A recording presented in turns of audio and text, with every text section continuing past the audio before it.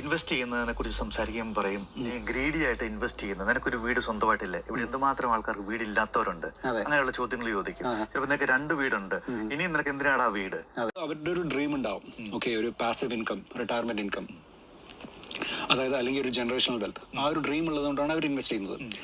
ആൾക്കാരിങ്ങനെ ചോദിക്കുന്ന വെച്ചാൽ ആൾക്കാർക്ക് എന്ത് വേണമെങ്കിൽ ചോദിക്കാം. എന്താ പറയുന്നത്, ഒരു 5 കൊല്ലം കഴിയുമ്പോൾ ഇപ്പം ജോലി ചെയ്യാവുന്ന രീതിയിൽ ജോലി ചെയ്യാൻ സാധിക്കില്ല എന്നുള്ളൊരു ബോധ്യം നമുക്കില്ല. അതെ അതെ ശരിയാണ്.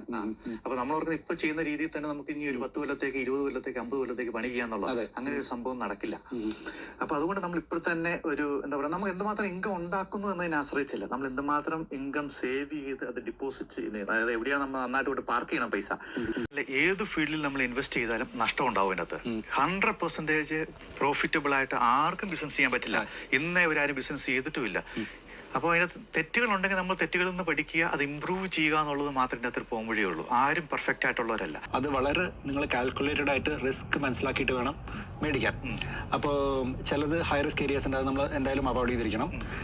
പിന്നെ അത് മാത്രമല്ല, അങ്ങനത്തെ ലൊക്കേഷൻസിൽ കുറേ ഷോർട്ട് ടേം ബൂം കഴിഞ്ഞാൽ ചിലപ്പോൾ അവർ പറയും ചിലപ്പോൾ വില താഴാൻ ചാൻസ് ഉണ്ട്.